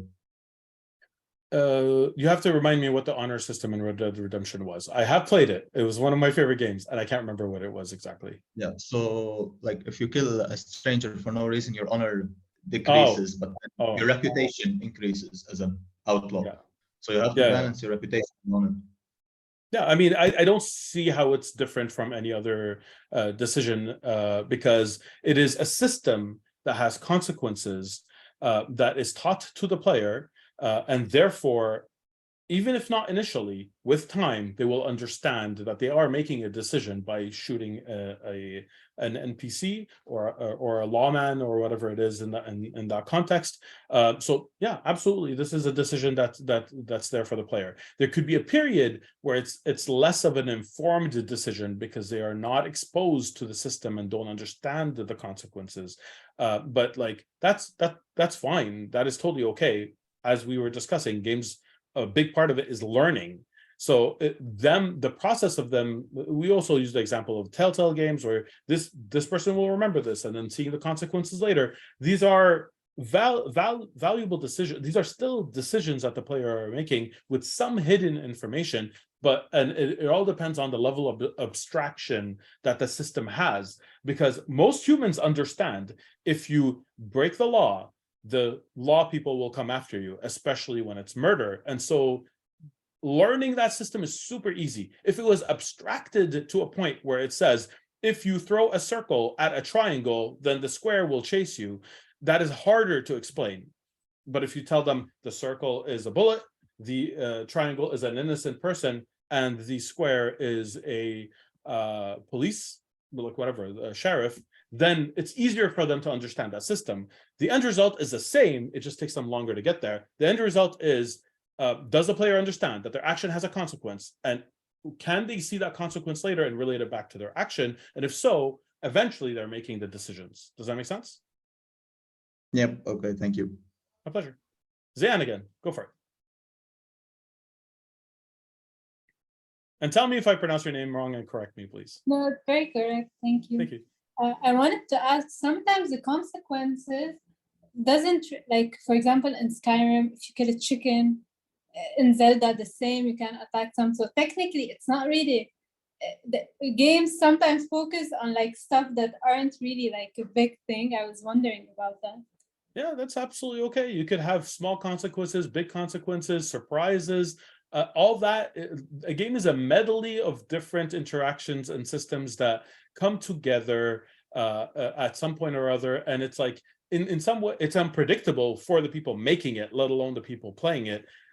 So as I mentioned before, rules are meant to be broken. You could intentionally break these rules and it could be a good decision. The important part is understanding the rule and having an intention for breaking it. So if you have there's a chicken, it is the only animal in the world that if you hit it, the others attack you. All the other animals run away because they're animals and they're not enemies. And we're using this to surprise the player and make them laugh. And that's our intention. And it happens. Oh my God, the chickens are after me. And the players are laughing about it. There's a consequence to their action. It's a decision they made without knowing what the consequence was. That is a good experience for the player. It's not bad in any way. It would be a lot more frustrating if, for example, you did something where there is a boss, and this boss, all the other bosses in the game functioned in a certain way. You have to deal damage to them, and then they will die. This boss is the opposite. You have to dodge. It has a damage meter, but the more you hit it, the more health it gains and damage it deals. You're actually supposed to just not move around. Is this a mistake? No. Depending on the context, if you're giving the player an ability to learn about this beforehand or to react to it quickly, it's a puzzle for them to solve, it could be totally okay. If this is the last boss, and by engaging with them, not knowing this, you hit them, and now your permanent character is deleted and you have to start over, it's still not a bad decision. It's just going to be incredibly frustrating to your players, and very few players will laugh and start the game over, and the vast majority will be frustrated and give you a bad review. So everything is relative. You can break every rule that I mentioned. Just have an intention and then play test and see if it meets the intention or if it has the opposite effect. That's all it is. Okay, that's amazing. Thank you. My pleasure. Adam. Okay, very quick question, like blazing quick. What's your favorite color? In board games, I always pick green. That's my favorite hat. Okay, I see. Yeah. All right, that's it. Thank you. No problem. When I was teaching board games, my students picked up on that, and they would actually always make sure that if they had a board game with color choice, that they would reserve the green for me, because I would get kind of deflated if I wasn't able to pick green. But yeah, I have an emotional attachment to the color. I love it, but I love a lot of different colors too. And a lot of people are like that. They will pick a character based on whether it looks like them or not. Like some characters will make a choice, like character customization. Some people will always make themselves. Other people will always make this character they have in their mind that they really like, and they're always trying to reproduce it. There's no right or wrong. Zayan, yes. Yeah, sorry again. No problem. I was wondering actually about character customization. I feel like, I don't know if it's just me or it's a rule in game design, but I get more attached to the game when there is no customization and there's a ready character. So you had alluded to this question at the beginning, and I said that I have an answer for it coming up. Yeah. It is coming up, I promise. I mean, I don't know how we're doing on time, but I'm going to try to talk a little bit faster so we could get there. All of y'all's questions are amazing, and I'm super happy they're there, but it's hard for me to factor in how many questions are going to come in. So I might not make it to the end. And if I don't make it to the end, then I'll ask Ashraf for your contact info, and I'll send you the slides and the explanation. But I'm going to try to answer it like as part of my talk, if that's okay with you. Thank you. Excellent. Thank you. So I'm going to keep going.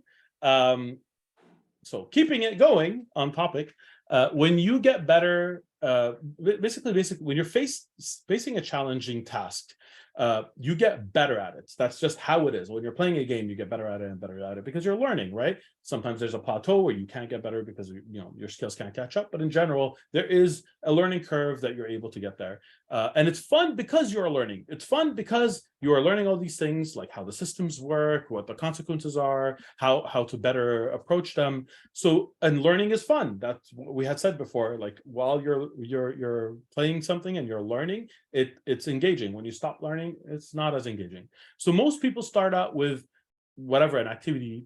In our context, we're talking about games.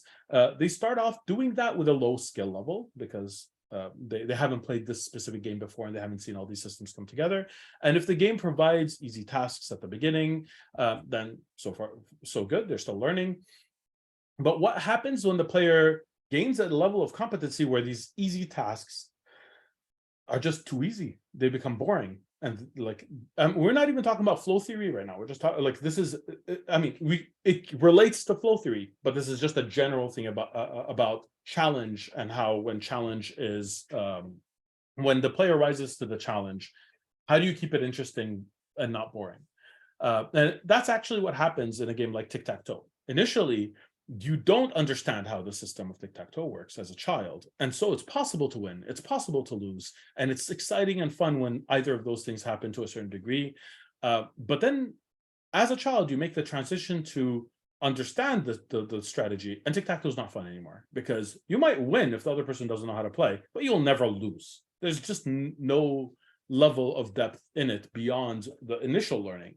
And that's why we say in most definitions that children's games still qualify, even though a lot of the decisions are broken because they're still learning. That's aside at this point. So that's why children's games, I alluded to the beginning, that's why children's games get a pass. They're especially games designed specifically for kids. They are still teaching things to the kids that they don't know. How to roll a die, how to move a token, how to spin a spinner, how to take a turn. No, you can't play again. You have to wait for your sister to go first, or what have you.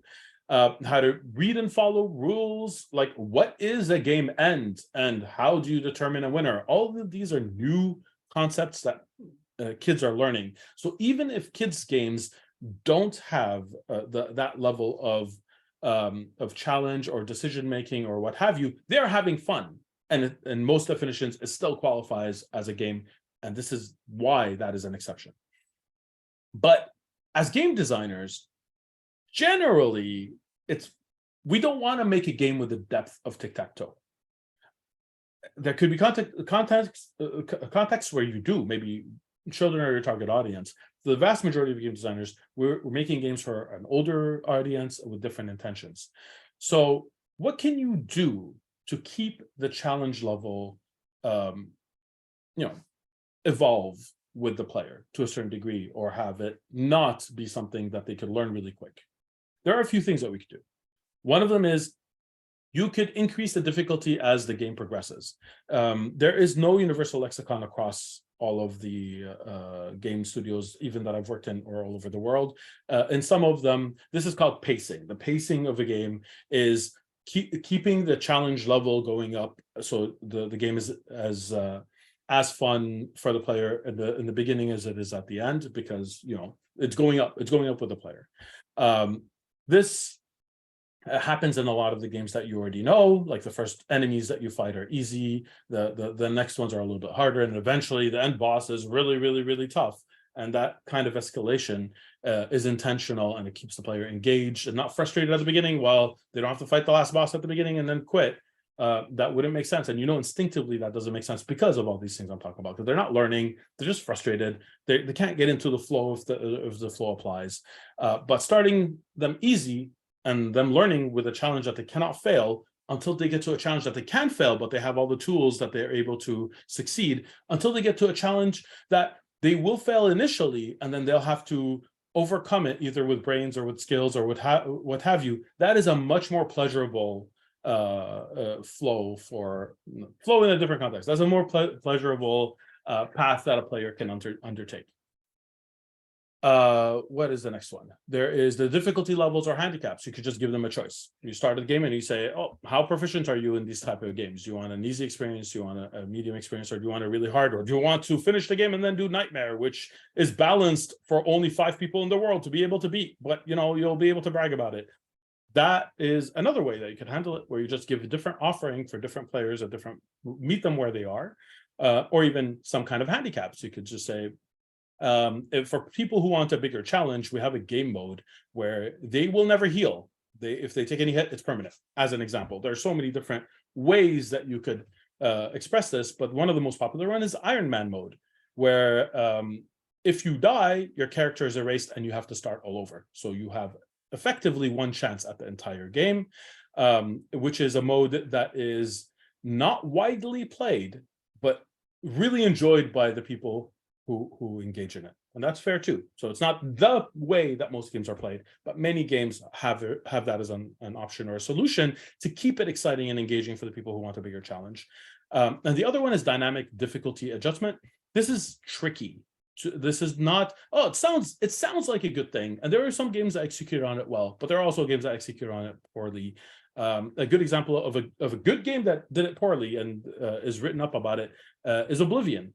In Oblivion, as the player levels up, every enemy in the world also levels up. And not just in their potency and their power, but actually in who they are. Like the bandits will become demon lords. And you never feel a sense of real progression in that situation. I'm using this as a generalization because some players were totally okay with it because you know for all the reasons that we stated before, players are different, and many were frustrated by it because they're like, if I just keep leveling, everything just gets harder. What am I doing? And other games, they handle that in a different way where it's not dynamic, where this zone will have harder enemies. You can go in there now, but like Destiny 2, for example, will tell you you're under-leveled for this zone. You want to go in? No problem, but know that you're going to have a hard time. And others let you find out when you get hit by an arrow from a bandit and you instantly die. And you're like, what happened? I guess I won't go there. That's more of a Elden Ring approach or like the new Zelda's approach. But dynamic difficulty is tricky because you have to balance player expectations as well. And that's not as easy as it sounds, but some games have done, I can't think of any as I'm speaking right now. I should take some time to think about it. But anyway, I'll move on. If it comes to me, I'll let you know. If anyone has an example of a game that does it well, let me know. But it's rare because most games have tried it. It didn't work and they reverted to something else because it's hard. It's not impossible, it's hard. The next is human opponents. So the problem is players are getting better and the challenge is not meeting the challenge. So the solution is play against other players who are also getting better. That introduces a new problem of, well, how do you match players of similar skill with each other? Because players are going to come at different difficulties. So you need a robust matchmaking system or ELO score or whatever to be able to address those problems. And as game designers, we always introduce solutions that cause other problems. That's part of our job. And then we have to, do the trade-off of, is the solution that creates this problem worth it? Do I have another solution for this problem? And then the chain reaction of that.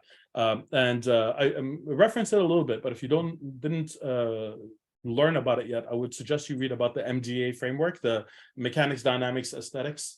It's a good framework to look at games. It tells you basically what game designers do is recreate the mechanics. The mechanics come together to form the dynamics, and the dynamics give you the aesthetic, which is game design aesthetics, not visual aesthetics, which is the feelings that come out of the experience.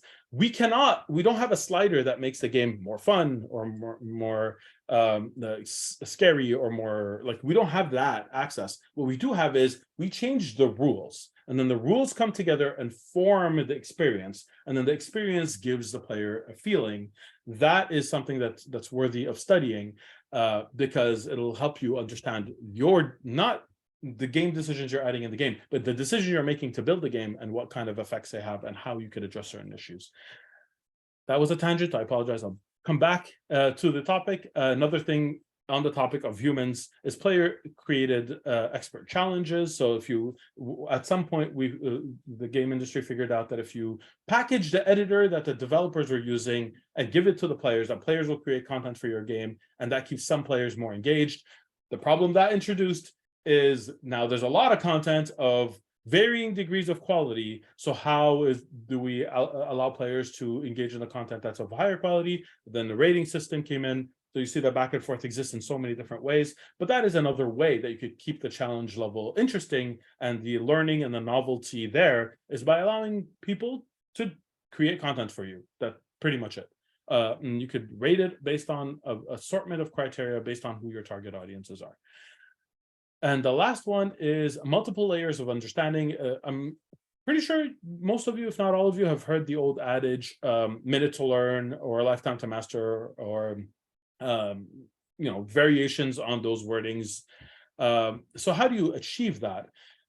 Chess is an excellent example of this. There are 6 different unit types. You can teach what they do and the rules of the game within minutes. And the depth that exists in chess is like I won't say unprecedented, but it is impressive, especially for a game that has existed for this long. Initially, it's fun just to see how the pieces, once you learn how they move, just to see how they move and how they interact with each other. And once you start to master that, then you start to learn about which pieces are the most powerful, and sometimes even contextually, where are they more useful, where it's better to have them, where it's worse to have them. That is a second layer. After that, you start to see the relationship between pieces. Oh, if I move these two within this, it creates a more difficult situation for them, or it's more difficult for me. I don't want to do this, or I do want to do this. The relationship between pieces and not seeing them as individuals. And then it's the time. Wait, I could think 3 moves ahead and set something up. It's not, I just don't have to just make the best move in the moment. I could actually like plan, strategize, in addition to tactics, what I'm doing now. And then there's area control. Okay, maybe I'm not moving to win necessarily, but I'm moving to make it more difficult for my opponent to do anything. And then I could think of a strategy of winning once they are in a tight spot. And then you have the concept of book openings. Wait a sec, people have been playing this for a long time. They've written books about it. Look, they're giving me all these book openings where if I do this, I set myself up for success. And then you study famous games. And when you study famous games, you know the book openings, you're able to see how people are reacting to book openings. This level of depth is impressive. And that's what, like, the ideal competitive game and some other games, that's what it is. The fewest moving parts that give you the most level of depth. Like that is the most elegant game possible, and that's what most game designers are trying to achieve, that level of elegance. It's similar to in Arabic poetry. It's not how long you write a thing, it's how succinctly you write a thing and how much like meaning comes out of that thing. That is elegant game design. It is not a prerequisite. It's okay for game design to sometimes be sloppy and like to have if the intention at the end is to have an experience that is still being delivered to the player, even if the level of complexity is a little too high or what have you. It's not the only criteria. The only criteria at the end is, did you achieve your goals, the intentions? But this is how to master game design, is to do the most with the least, is to allow for games that could be experienced at different levels, and the strategy keeps revealing itself, and they're engaging and they're learning forever, learning again as part of being fun. I am running out of time, so I'm going to go back to my topic. I apologize. I'm going to skip this part. It's not as important. So why are we talking about this all in the context of games? Games are actually just really good, really good at putting players in a state of flow. As we mentioned before, it is not the only way to put a player into flow, but they're just made that way. They are self-contained, in front of you, focused. They have goals that, like, they have all these levers that people can put into place to balance the challenge. It is easier for games to put you in a state of flow than it is for a lot of other activities to put you in a state of flow. So because they are good at putting them into like games into a state of flow, it makes it easy. It's harder for, let's say, for example, a teacher to put you in a state of flow while learning calculus. That is a much bigger challenge than a game to set it out. It doesn't mean it's impossible. It's harder. And as Ralph Koster says in Theory of Fun, the brain is great at pattern matching. It's a pattern matching machine, and it's the finding and understanding of these patterns that is what is happening when our brain is in a flow state. Games bring this out in 3 ways. So I had mentioned this before. You feel the aesthetic, you discern the dynamics, and you master the mechanics. That's the MDA framework. I would encourage you to read about it.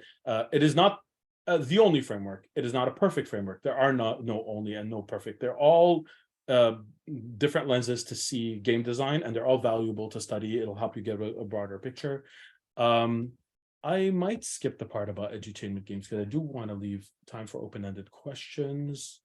and I think this might be less relative. So if someone wants to ask questions because they're working on edutainment games, but the gist of it is most edutainment games fail because what they're doing is they're chocolate-covered broccoli. They are rewarding you with games if you learn a thing. You learned a thing, here's a little mini game. You go back and learn a thing. This is actually enforcing the feeling that learning is not fun. It is the same as school giving you a recess break and then like to have fun and then coming back and teaching you.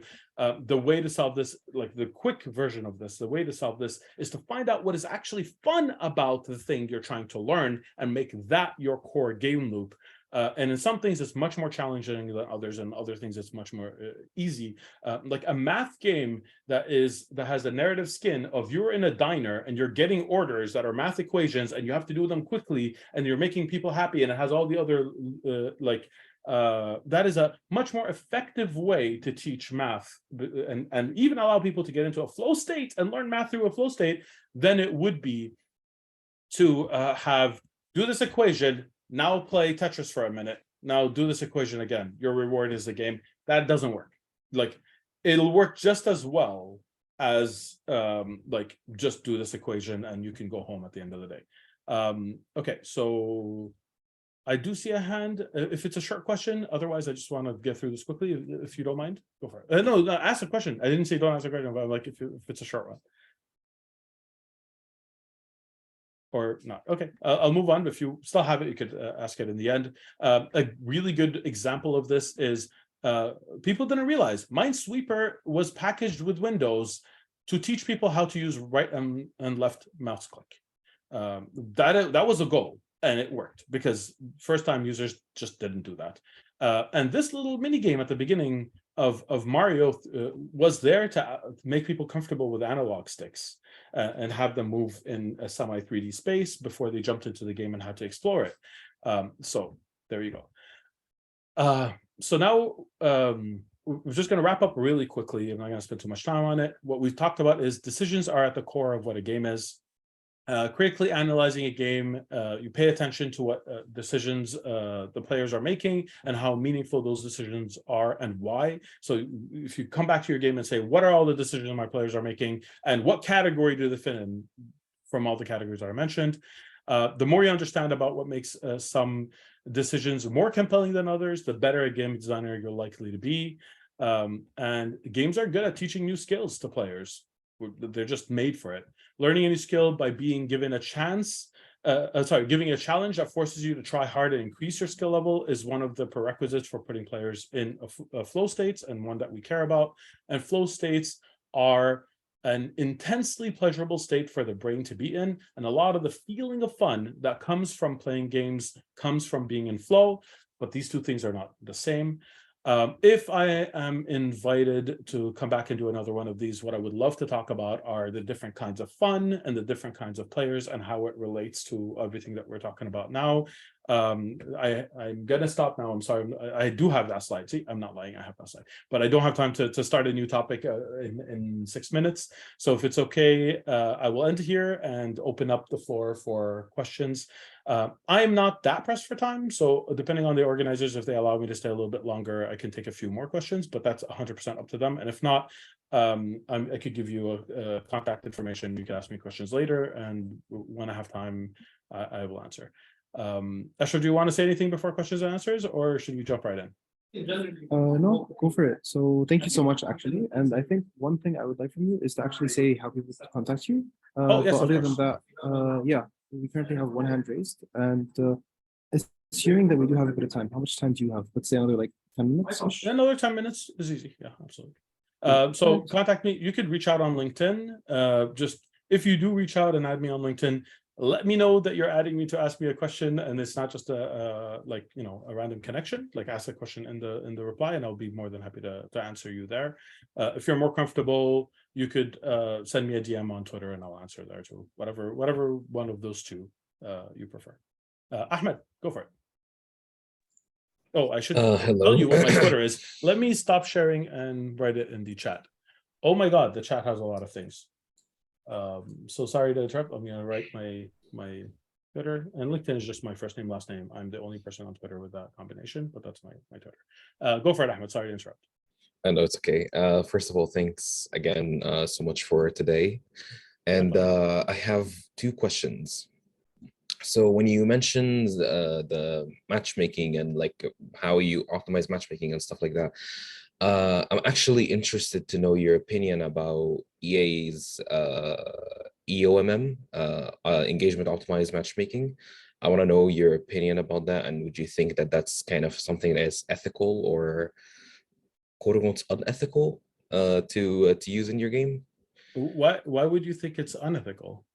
I'm curious. It is because like it's a bit it's manipulating a quote unquote fair system to either make the player go through something that would make them more likely to play due to addicting, or less likely to play the game due to it being like just fair. Okay, so I want to challenge that word fair, because how do you come about with a matchmaking system that's fair in games that are asymmetrical? That is the main challenge. When a game is symmetrical, like perfectly, everyone has exactly the same starting state and exactly the same opportunities to gain the same things in the game evenly, then matchmaking is not only possible, it's easy. Like chess's ELO score, it works because chess is asymmetrical, nearly as symmetrical as you could get. The only variable is, are you playing first or are you playing second? And even though that does make a difference over the infinite number of chess games that we have played, we've seen that variance is so low that it doesn't impact a grandmaster winning against another grandmaster, as an example. And therefore, we can talk about fair when it comes to that. Almost every other game, just by the sheer nature of it being asymmetrical, we're talking about the perception of fairness and not actually fairness. And I'll give you an example for that. What if you're playing like a roster game, like let's say you're playing Street Fighter, for example? How are you going to measure a competency of a player who could be really good at one character and jumping onto what you perceive as a new character? Are you going to factor their skill level at the other characters that they played and their scores there? Are you going to start at a blank slate at the very beginning and pair them with other people who have never played the game? What ratio of all of these things are you factoring? Are you factoring the tier level of the characters that they're good at versus the one that they're not good at, and how the community is playing all of these things? How are you going to be fair? Because the end result is always going to be that you are going to take your best guess based on the information that you have, and that there are too many factors to be able to have a perfect scoring system. And there are going to have too many things introduced, especially in a live game, throughout the production, so you could even be consistent within these things. So you're going to have like slightly different goals. And there are a lot of parts of matchmaking that are invisible to players that designers have to account for, because the end result of being fair is not what game designers are looking for, because it's unachievable and attainable. What the end result that we're looking for is an experience that is enjoyable for the players. So we're trying to find someone that you could play with that you don't feel is too strong or too weak. True, but we're also, like, one of the factors, and there are many. One of the factors that we take into consideration is how many games have you lost in a row, and how many games have you won in a row? Because even if you keep being matched with people who are close to your skill level, very close to your skill level, but 10 games in a row you've losing because they're just slightly higher than you, that is a much worse experience than having one game where they're overpowered, one game that they're weak, and you're getting both sides of it.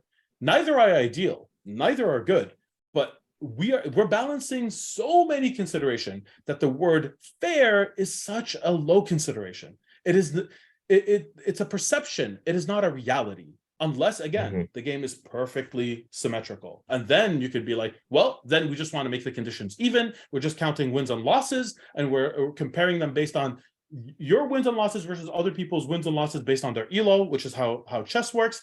That is solvable. It has been solved. It is really easy. It's not perfect, but it's so close to perfection. Who cares? It gives you so close to the result that you want. When you're talking about a game like Battlefield, with all the different guns and patches that change their abilities and the dynamics that happen and the team dynamics, and if someone's on your team is good and bad and how many games they won, what is fair?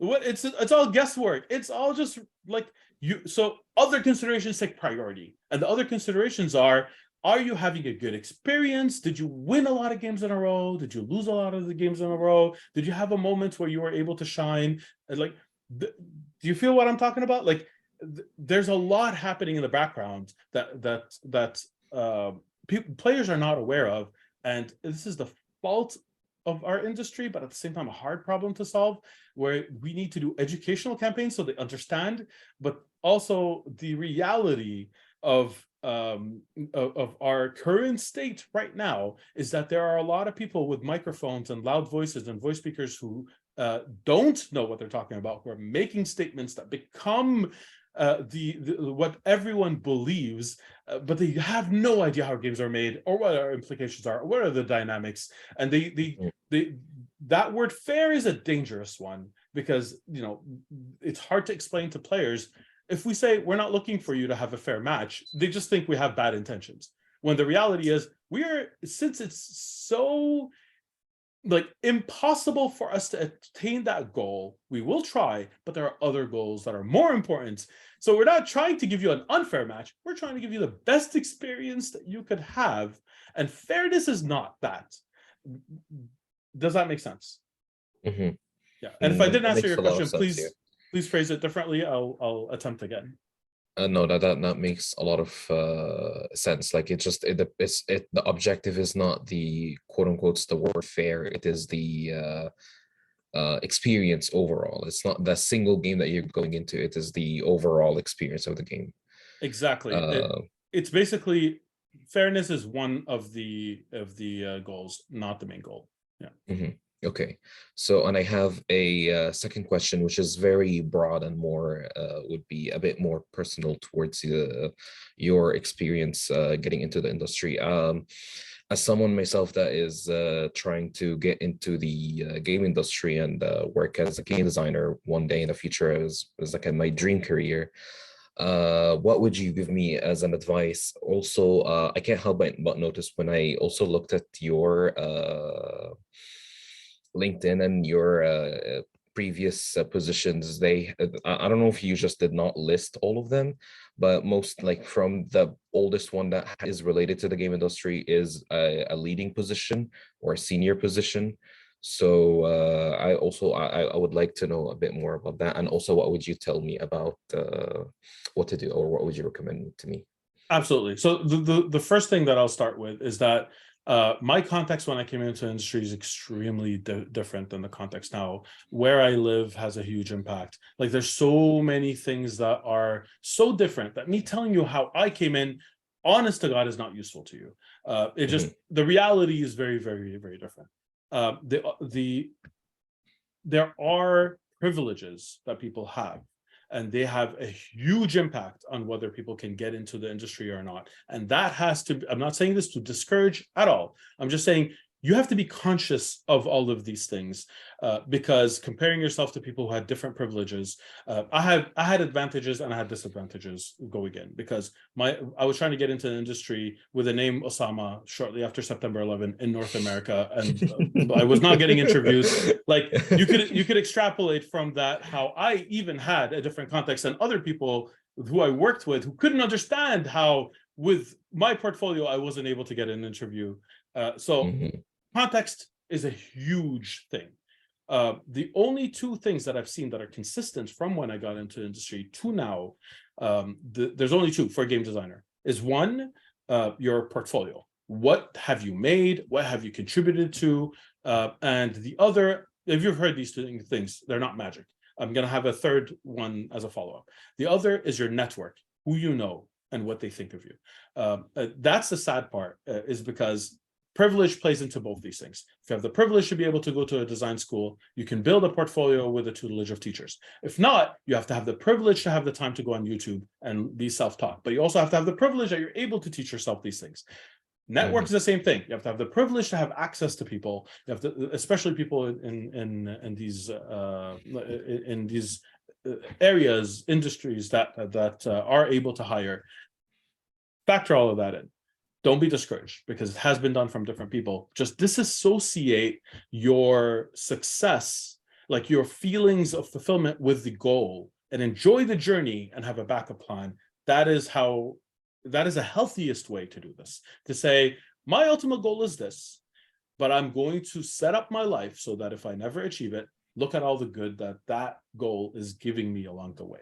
So that's all one part. The other part is I'm going to use the word shortcut, but it's inaccurate. There are no shortcuts. But my little trick to be able to do both the portfolio and the networking in the same pass is to get mentors. And the mentors check both boxes. It's not easy to get a mentor, and I have a trick to even get a mentor, because the M word scares away a lot of people. So instead, what you do is you start building a portfolio piece, because you have to make things. Like I think like a designer, I play games are two things that you have to prove. Like, sorry, play games doesn't factor in as strongly as you think. Huge difference between enjoying food and being able to cook. Like, that's a good analogy for it. You need to be able to prove that you can cook, right? So what you're looking for is you're building towards a thing that is to see if you really want to make games or if you just enjoy playing games, which, like, that's for you, that's internal. And if you're enjoying the process, build towards the smallest thing you can possibly make, and then build from there, because you're going to learn faster if you iterate. This is a scientific process. You start with a hypothesis, and then you test it, and then you get results. If you do that cycle more times, you will learn faster. So coming up with I want to make a giant MMO, and it's my dream project as your first project, is a failure. It has never worked out, not even a single time. Instead, make Pong, and then make Pong, but add one different dynamic. What if Pong 3D? What if Pong with 2 balls? It can be ridiculous, because that will teach you how, like, what these small decisions that you're making in game dev, what impacts they could have, what other problems they introduce, and how you could solve them, and build up from there. That when you have a few of these, or when you hit a wall, one of those two, reach out to someone like me, someone in the industry like Fauzi, like Rami, or a whole bunch of other people, and don't use the M word. Say, hey, I've encountered this problem. Can you give me feedback? One session. I just want you to play my game and tell me what I'm doing wrong, or suggest a thing. Listen, take notes, have actual intentions to apply, come back with your learnings, and say, once, or depending on how it's going, you could even say it in the same call. Oh, thank you, this was great. If I make these changes, can I contact you again for another session?